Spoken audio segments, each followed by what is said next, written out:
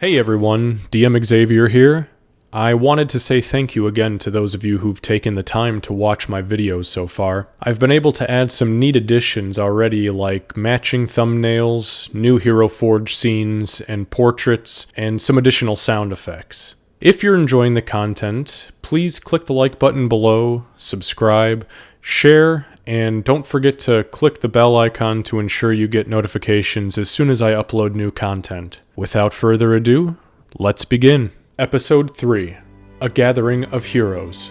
Bryseis and Heskan followed a simple map across the northwestern plains along the southern edge of the Dwarven mountain range, before finally reaching the Wretched Gremlin. The building was secluded, far from civilization, but easy enough to find as it was planted firmly in the center of a mile-wide grove of pine trees. When they arrived, they approached the worn wooden door and knocked.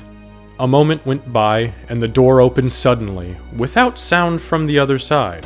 Before them stood a middle-aged human woman, no more than 5.5 feet tall, with a very heavy frame, grub-like fingers, and long, ratty red hair, with multiple moles and warts dotting her weathered face. She smiled sweetly at the pair. Good afternoon, dears.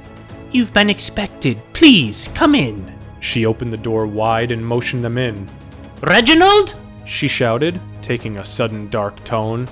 The other two are here. Let's get a move on, eh? In a flash, a man stepped out from the rear room, standing almost 6 feet tall, strong-jawed, with long, light brown hair, strapped to the teeth with studded leather armor, 2 short swords at his side, and a longbow affixed to his back. He looked the two up and down before approaching. Greetings, friends. I'm Reginald the Huntsman. Please, follow me. The other two arrived some time ago, and we're getting anxious. He gestured to the far end of the beautiful tavern hall, where a pair sat at a large wooden table, dressed with a fine red cloth and bowls of fresh bread and cheeses. Bryseis and Heskan approached the table with Reginald. Please, have a seat, he said, pulling out the chairs. He took to the head of the table and sat down himself. Bryseis, Heskan, this is Fenton, he said, motioning to the wood elven man seated across from them. The man stood only about 5.5 feet tall himself, with shoulder-length brown hair pulled back and bound with a circlet which draped his forehead. He wore no shirt, which exposed his hairless chest and abdomen, free from legitimate muscle structure. His shoulders and feet were adorned with cured leather sections bound with sinew. At his side sat a simple quarterstaff, adorned with a crescent moon carved from stone. Fenton is a druid who hails from the Circle of the Moon. Fenton looked up from his bread. Hello. Archdruid Carrick Nightbreeze of the Circle of the Moon has sensed the presence of an evil elemental deity named Auril, goddess of winter. High Priest Cragmount supposedly contacted him regarding the unholy symbol you found in Helm'Kar and thought it was best to send somebody to act as a liaison to the Circle. It's a pleasure to meet you. Bryseis and Heskan nodded. The pleasure is mine. I've never met a druid before. Is it true that your people can change forms? Bryseis asked. Yes, I'm a novice in the art of shape-changing, but it is my circle's main focus. Heskan nodded to the man. High Priest Cragmount sent us. We uncovered a group of cultists of Vecna operating below Helm'Kar. I'm glad that he reached out to the druids. I'm aware of the talent your people hold, so I know you'll be a valuable asset to this investigation. Me name Gash. The much smaller than average, standing roughly 5 foot 6 inches, gray-skinned half-orc woman with wildly tamed hair blurted out at the remaining 3. Yes, this is Allagash of the Mogu Mogu War Camp. Reginald said. I know that this may seem like a frightening prospect, but I can assure you that she's here in good faith. I've been in contact with her tribe leader, and we have an understanding. Stupid goblin do stupid stuff. Thinks Maglubiat gonna come here so they do blood drinker stuff to get ready. She blurted out again. Yes, from what I can gather, an opposing tribe of goblins near Mogu Mogu, the blood drinkers, Fenton said with distaste, are preparing for the coming of a goblin deity named Maglubiat, and her tribe wants to investigate it. Yeah, that the right one, Gash said while nodding furiously. Bryseis looked the half-orc woman over. Well, Gash, It's nice to meet you. My name is Bryseis. I'm a trained musician and novice of spellweaving. You make magic? Gash shouted. Yes, I believe we all do, technically, she said, as she very particularly pointed out Fenton, Heskan, and herself. Magic good! You do magic! Gash yelped as she clapped her hands twice. Reginald interrupted the moment by clearing his throat. If you don't mind, we have very pressing matters at hand, the group collectively nodded. We've received information about the different issues that have been appearing around the continent from our priestly orders, historians, lore masters, and yes, even the archdruids. It would appear that there is some sort of coalition, actually calling themselves the Coalition of the Five, which contains cults of 5 evil deities. We don't know exactly what they're doing, but my guess is that it's not good. Now, locally, within about 40 miles around my establishment, we've had 6 priests of Pelor go missing in the last 3 weeks. Our trackers and hounds have found a scent trail leading to an old abandoned mining operation to the north of us along the southern mountain range. Reginald looked each one of them over intently. At this moment in time, our primary objective is to return the priests to their respective villages. We need you to find them and bring them back. We also ask that you gather as much information as you possibly can regarding the Coalition and what they're doing. Any bit of information could prove extremely useful, no matter how minuscule. Reginald unslung a small satchel from his chest and opened it, removing 4 translucent vials with a red syrupy liquid inside. Of course, we wouldn't ask you to do this for nothing. We will give your party a 30 gold bounty for each priest you recover, dead or alive. On top of that, and I expect you may need it, I'm offering you each a free healing potion. Obviously, anything you find outside of this is yours, though I'd like anything that holds information for our internal investigation. He placed a vial down in front of each of them and stood in silence. Bryseis looked at the others. I don't think we have a choice. This is something that has to be done. Fenton nodded. I agree. It's never good when evil entities ally themselves, especially when there are 5 involved. Heskan looked at the healing potion, picked it up from the table, and stowed it away in his pouch. So, should we finish our meal and then head out? He asked. Cheese good!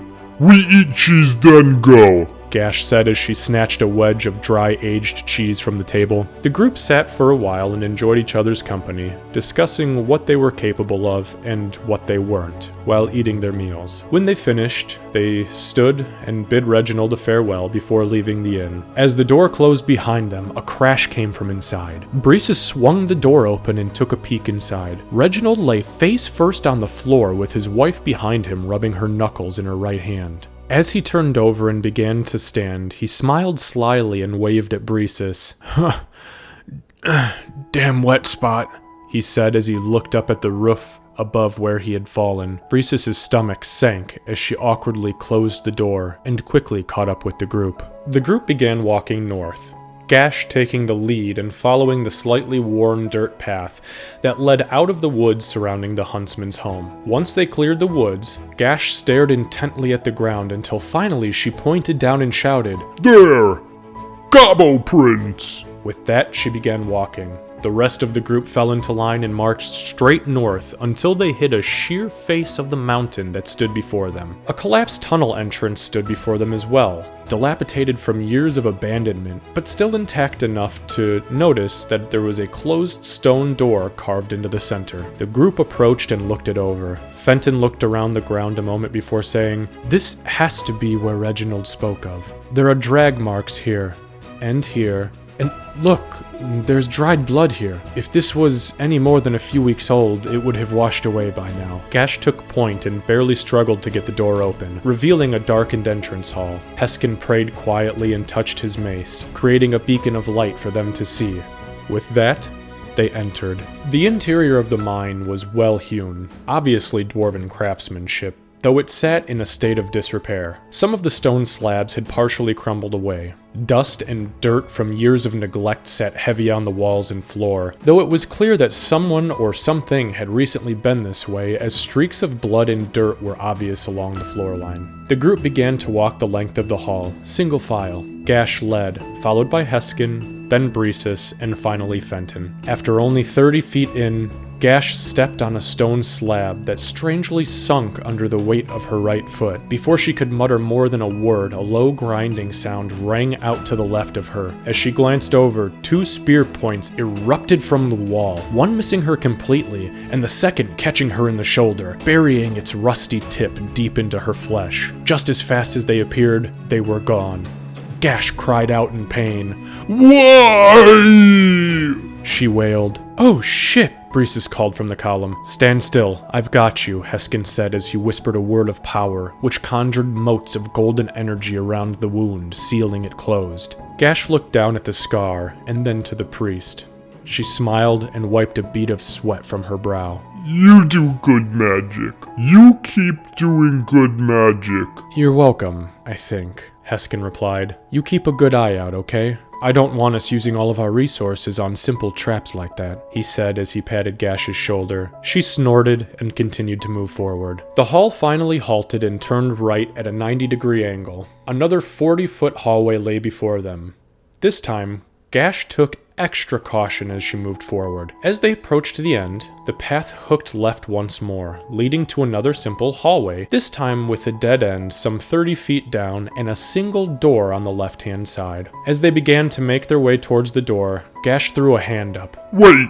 She shouted. Look, that no good. She pointed out a thin metal wire that lay almost flush with the ground roughly 3 feet in front of her. Heskan looked up and around the corridor with his light before spotting a series of tiny holes above them on the ceiling. "It's a trap," he said. Bryseis pushed her way to the front and began to trace the wire along the floor to a small hole in the wall. "1 minute, I happen to have a knack for problem solving," she said as she crouched down and unrolled a small leather case revealing a set of picks, shears, blades, and other shady trinkets. She placed a small mirror into the hole in the wall, nodded, and then took up a pick and a pair of scissors. She reached in and focused, manipulating the wire ever so slightly. With a snap, the tension on the wire broke loose. The rest of the group gasped for a moment, but nothing happened. Bryseis giggled.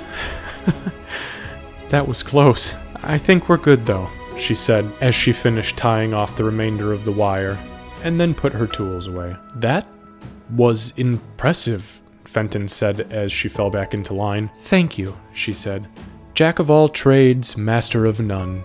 She giggled nervously before moving forward with the group. The group pushed past the now disarmed trap and in the direction of the door at the end of the hall. As Gash approached the door, which was closed, Fenton spoke up from the rear.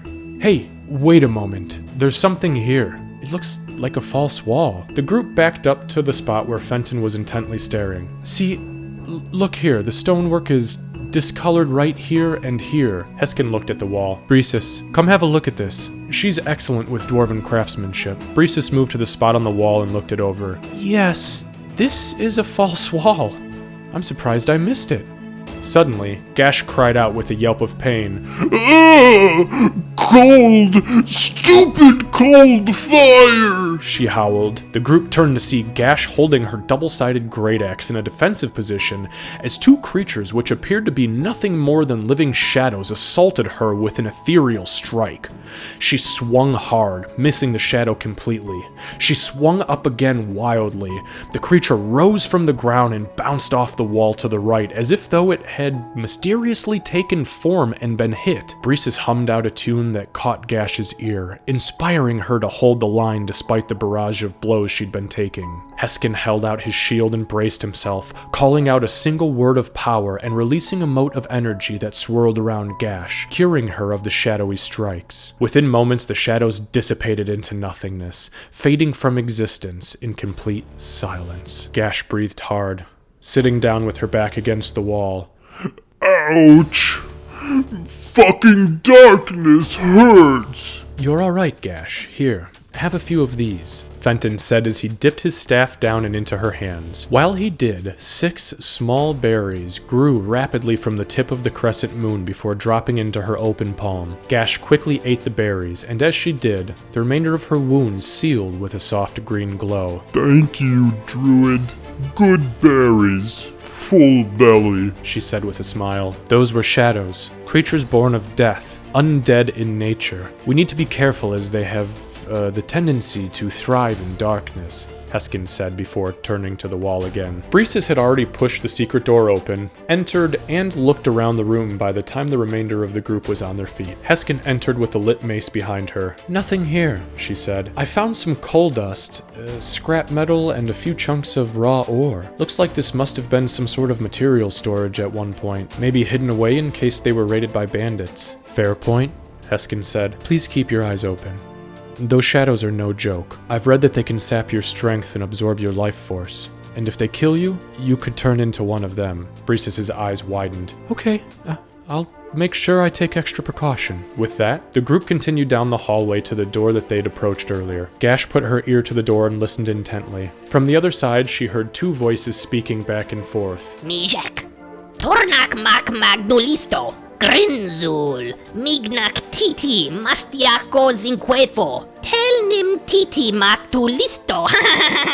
Gash pulled back from the door and looked at the group. "I don't know what the hell they say, and something about TT. Lots of TT." Fenton looked at Bryseis. "If they're down here and speaking, I'd say it's a good idea we go in anticipating a fight." Gash smiled an obnoxiously toothy grin, one tusk quivering ever so slightly as she turned back to the door. She reared back on her left foot and raised her right, kicking the door hard where the handle sat in the center. The door heaved and then burst open, revealing a 20 by 30-foot room adorned with two stone slabs in the center, a desk on the far wall, and a single cage with an unconscious man in white robes inside. On the opposing side of the stone slab stood two goblins, each holding a pair of shears, conversing with each other and pointing at the man in the cage. A third goblin sat on a stool near the desk, carefully pouring a green, slightly smoking liquid into a vial from a beaker. The kick spooked the goblins into full-blown shouts of panic.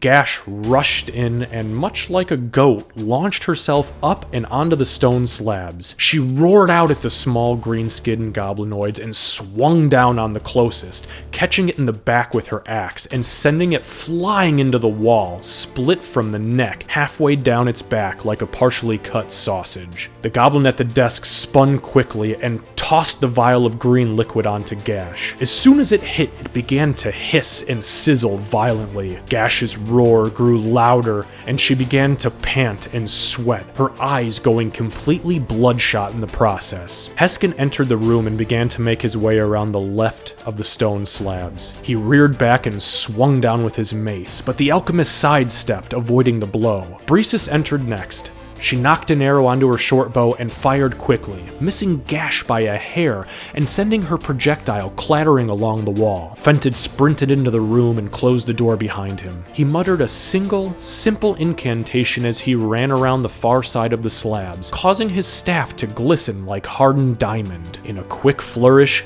he uppercut the last goblin under Gash, hitting it in the jaw. The magic from his shillelagh burst on impact, and the goblin's skull detonated like a small bomb, sending bone and brain fragments scattering about. The goblin's body landed some 5 feet away, twitched twice, and fell still. Gash looked down at the alchemist again and hopped off the stone slab, rushing it like a charging bull. She spun her axe once and came down on it, screaming like a madwoman. The alchemist dodged again, rolling completely out of the way. Suddenly, the door near the cage burst open, and in ran a large, fur-covered goblinoid wearing leather armor and carrying a wooden shield and morning star. The creature stopped momentarily, assessing the situation before its long, wolf-like ears twitched once, and then it charged. Fenton was closest, and before he could react, the bugbear was upon him. It swung down once, and then again, both blows hammering the druid's frail spine. Fenton collapsed in a heap on the ground, bleeding profusely. Bryseis' eyes lit up as the beast turned to her. She dropped the arrow in her right hand and chanted out a simple but potent yodel while flashing an arcane gesture. The notes took hold, and a small cloud of spinning, spectral daggers sprung into existence around the bugbear's body. The blades began slashing and cutting, drawing blood and removing removing chunks of flesh as it began to panic. Heskan came down on the alchemist again, this time landing a solid blow that momentarily stunned the creature. It blinked before uncorking a small flask with an orange liquid in it. It threw the flask at Heskan, who thankfully had his shield up. The flask hit and burst with a loud bang. Flames ignited as soon as the liquid hit the air, catching him on fire in the process and slowly burning some of his scales. Gash, still enraged, came down on the alchemist once more, catching it in the left shoulder and relieving it of its own arm. Blood began to spray from the stump as it grasped for the slowly descending digit. As it did, Gash came down again, finishing her work and sending it to the beyond. The bugbear continued to panic as the daggers spun around it. It jumped out of the cloud, which stood still after doing its damage. Bryseis gasped, realizing what was about to happen. She braced herself as the morning star came up at her, knocking her off of her feet and into the wall behind her. She heard an audible crack as one of her own ribs gave way. She winced and cried out. As Heskan fought to put the fire out, Gash turned on her heels and charged the bugbear. She came at it with everything she had, and in 2 solid blows from her axe, the beast fell forward in a silent heap on the ground. Heskan rushed to Fenton and prayed over him, allowing the healing energy to fill the druid's body. Fenton's eyes opened suddenly. He looked around the room and groaned. "Oh, thank you. That thing was strong." Heskan helped him to his feet. "Bugbears are nasty. Smarter and bigger than goblins. You're lucky it didn't kill you outright," he said. Gash and Bryseis joined the other two, where they received healing for their injuries. Once they had patched up, Bryseis and Heskan approached the man in the cage. He was obviously unconscious, but breathing. 3 of his fingers were gone, seemingly dissolved from his hand. Gash pried the cage open and lifted the man out and onto one of the stone slabs. "A holy symbol of Pelor," Heskan said as he pointed to the chain around the man's neck, to which was affixed a small wooden idol of the god of light. "This must be one of the priests we were looking for," Bryseis said with excitement. "This confirms we're in the right spot." The group decided to leave the man where he was for the time being, so that they could collect him and any other survivors on the way out. With that, they exited through the door that the bugbear had entered through during the fray. They walked down a 35-foot long hallway before coming to an open door and another room. Inside sat a simple wooden chair and a set of 8 makeshift cages, most of which were nothing more than wood scraps chained and nailed together or bound in rope. 4 men in white and gold robes sat alone in the darkness, each in their own cage. As Heskan's light flooded the room, one of the men spoke. In the name of Pelor, please tell me that you're here to rescue us. We heard the commotion. Did you kill the jailer?" The group rushed to the cages, opening them as quickly as they could. "Yes, brothers of the light. We put an end to the goblins and a single bugbear in the room before here. Are you okay? What's happening here?" Heskan asked. "They came for us in the night. They took us from our local posts. We fought off what we could, but most of us were knocked unconscious and dragged off," the man responded. "They've been experimenting on us, burning off our fingers, hands, feet, with some sort of acid compound." He held up his own hand and revealed 3 remaining fingers, his thumb and forefinger missing from the second joint up. "There isn't much we can do right now, but it's safe the way you came. Head back to the room with the slabs and tend to your brother of the cloth. He's not doing very well," Fenton said, addressing the group of disheveled men. The clerics nodded, thanked the group, and helped each other back to the room prior. The group then opened a partially broken down wooden door on the north side of the room and began to make their way down an almost 80-foot hallway, taking time to ensure they weren't going to fall victim to another trap. With the hallway cleared, Gash stopped and listened at the door. Inside, she heard silence. "Nothing. It's quiet," she said in a loud whisper. She pushed the door open to what appeared to be a simple 10x10 abandoned room, save for 3 large wooden troughs. One held old and clearly molded corn kernels. The second held fetid water with hundreds of small bugs swimming around inside. The third was completely empty but showed signs of old bloodstains. Completely confused, the group pushed onwards and into another small, 10-foot long hallway, which led to an opening and another room. Inside lay a single single massive sow who moaned quietly with each labored breath. Fenton rushed past the group and into the small pen with the hog. He held up his hand and muttered a druidic incantation. A single green mote of energy formed in his palm, which he placed in his mouth and bit down. With that, his face rattled for a moment with glowing green veins of energy before fading. He looked down at the sow and began to speak in guttural oinks and squeals. What happened to you, sister of nature? He said with a calming whisper. He looked over the sow and realized that she'd had fist-sized chunks removed from her haunches, and her body was riddled with old and poorly healed scars.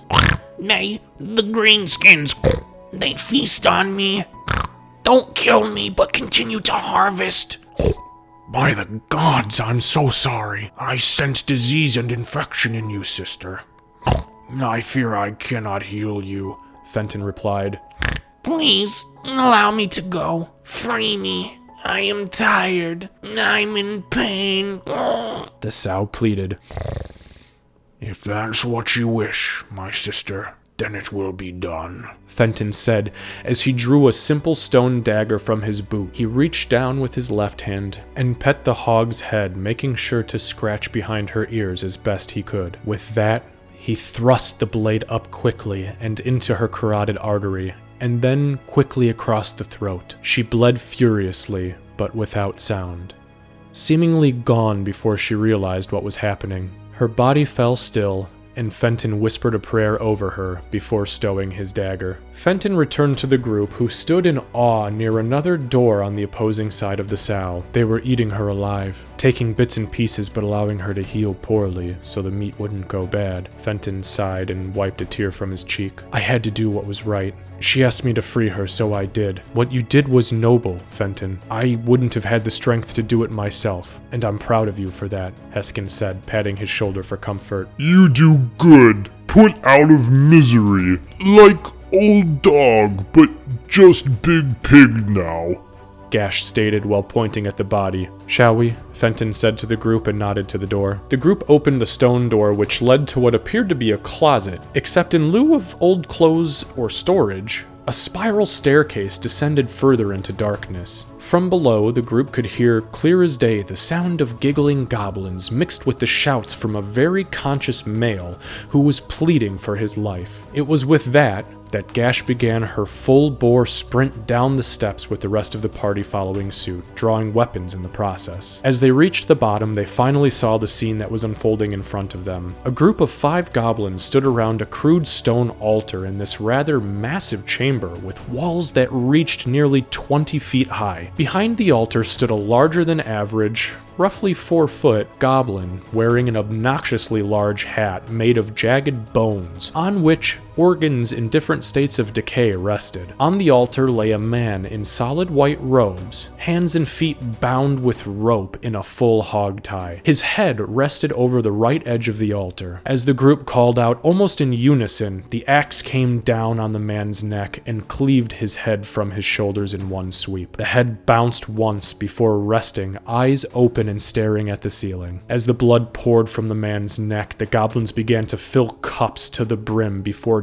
dousing themselves in it. The group began to move. From the rear of the room, a flash of light erupted and a gate of pure arcane energy materialized. Stepping through was another, now familiar shadow creature and a tiny, 2-foot tall at best, impish creature. Though its body appeared to be made completely of ice, its blue wings flapped furiously, keeping it aloft. The creatures made a dash for the priest's body. Once they had obtained it, they made for the gate again. By this time, Gash had hacked through 2 of the blood-soaked goblins by herself. Bryseis found herself face to face with another, and in an instant breathed deep, flashed a series of arcane gestures, and unleashed a wave of thunderous energy, blasting the goblin back 10 feet. The goblin executioner chanted and shouted while he danced around the stone altar. Dark energy coalesced around his left palm, and he unleashed it in a beam of crackling energy across the room at Gash, whom it hit squarely in the chest, causing her entire form to pulsate in shades of red and black. Gash cried out from the pain but continued to fight. Heskan charged the portal where the shadow and Mephit fled to. He threw his shield up, His eyes lit up with golden divine energy as he shouted, in an almost unearthly voice, In the name of the Platinum Dragon, I banish thee, creature of shadow, back to the realm of spirits from whence you came.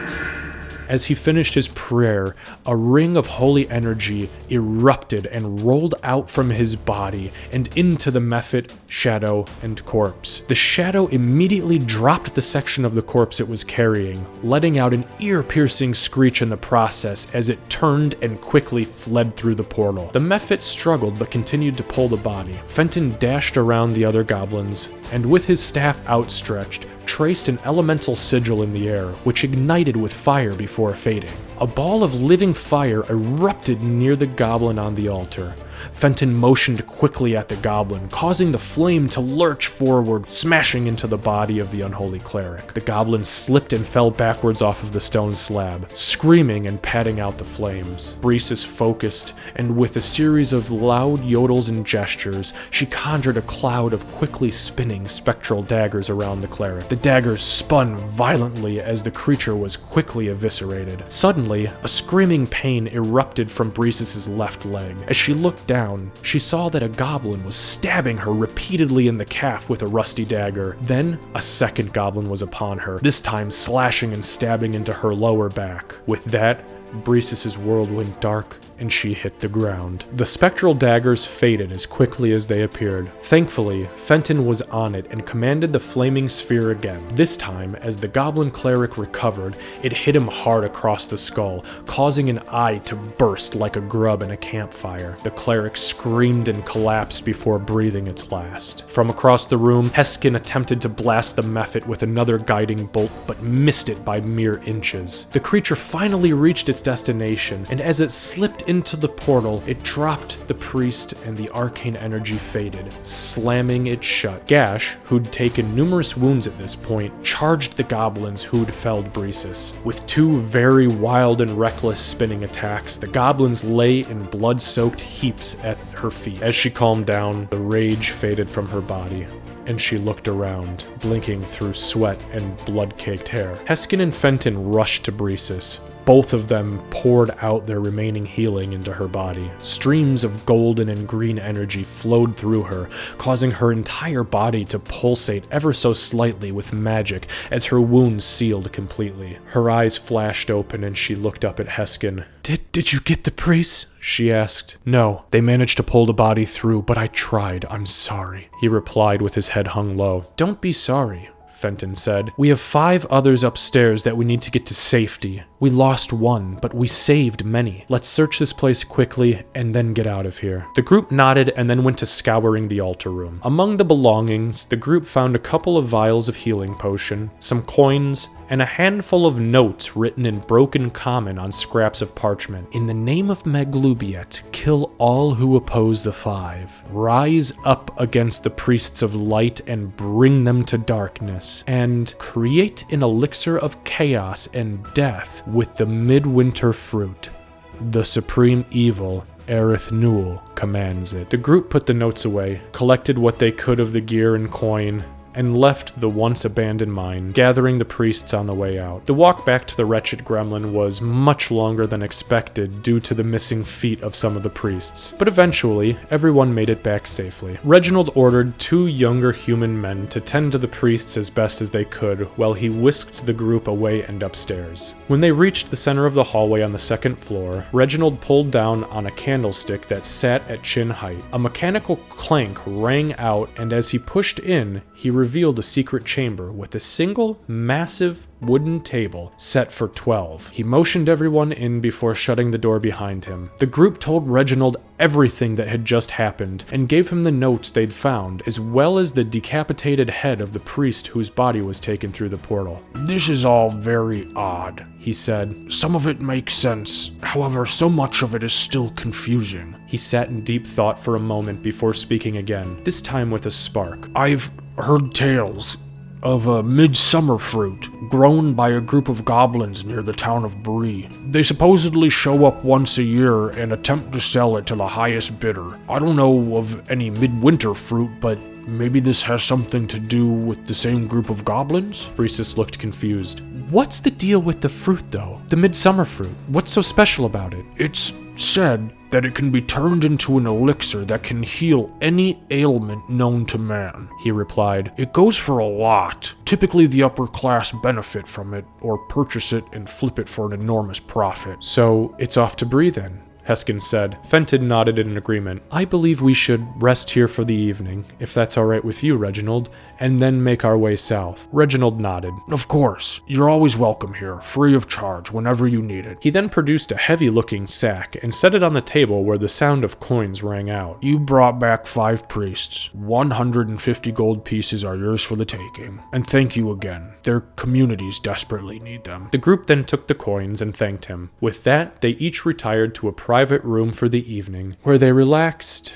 rested, and cleansed themselves from the day of near-death experiences in hopes that tomorrow would be a much happier day. I'd like to give a huge thank you to all of my viewers and subscribers. Please remember to like this video, subscribe to the channel if you haven't already, share this video and others to help spread the word about my content, and of course, comment below with your favorite moment. Do it for all the episodes I have up so far. I'd honestly love to hear your thoughts. Stay tuned for episode 4, The Sunken Runes, as it will premiere next week. Until next time, my friends, be well and roll 20s.